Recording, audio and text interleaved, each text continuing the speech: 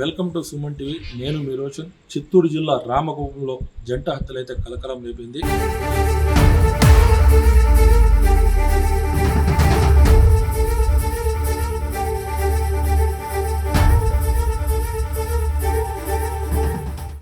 వెంకటేష్, పార్వతమ్మ వాళ్ళని కొంతమంది దుండుగులు అటాక్ చేయడం అయితే జరిగింది.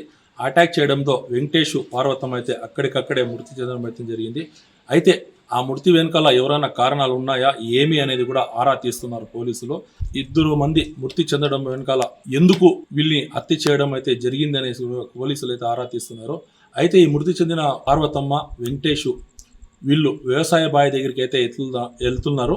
వెళ్ళే సమయంలో కొంతమంది దుండుగులు అయితే వాళ్ళపైన అటాక్ చేయడం అయితే జరిగింది.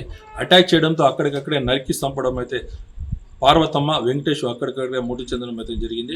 మృతి చెందడంతో అక్కడికైతే సంఘటన స్థలానికి పోలీసులు అయితే చేరుకోవడం అయితే జరిగింది. మృతి వెనకాల ఎవరన్నా కారణాలు ఉన్నాయా లేకపోతే ఏమన్నా ల్యాండ్ విషయాల్లో ఏమన్నా జరుగుతున్నాయా అని కూడా కొంతమంది అయితే ఆరా తీస్తున్నారు.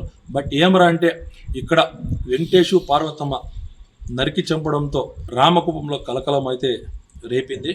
అయితే ఇక్కడైతే మనం చూసుకోవచ్చు, వీళ్ళైతే వ్యవసాయ బావి దగ్గరికి అయితే ప్రతిరోజు అయితే అక్కడికైతే వెళ్తున్నారు. ఆ వెళ్ళే సమయంలో కొంతమంది ఆలుమొగుల్ని ఇద్దరిని చంపడం అయితే జరిగింది.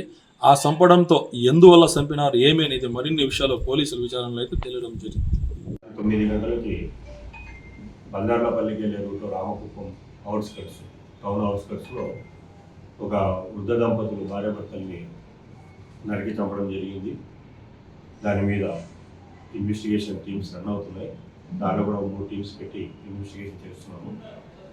అది సమ్ ప్రాపర్టీ విషయంగా డిస్ప్యూట్ జరిగినట్టుంది. వాళ్ళకి ఇతరత్ర ఇటువంటి వేరే ఇష్యూస్ లేవు, కేవలం ప్రాపర్టీ ఇష్యూస్ ఉన్నాయి. ఆ ప్రాపర్టీ ఇష్యూ రిలేటెడ్ మీద ఏదైనా జరిగి ఉండొచ్చు అనుకుంటున్నాము. ఈ మర్డర్స్ అది కూడా ఈరోజు ఈవినింగ్ చేసి చేయడానికి ప్రయత్నం చేస్తాం టీమ్స్. ఒకడు పవన్ అనే వాడి మీద 3 కేసులు ఉన్నాయి.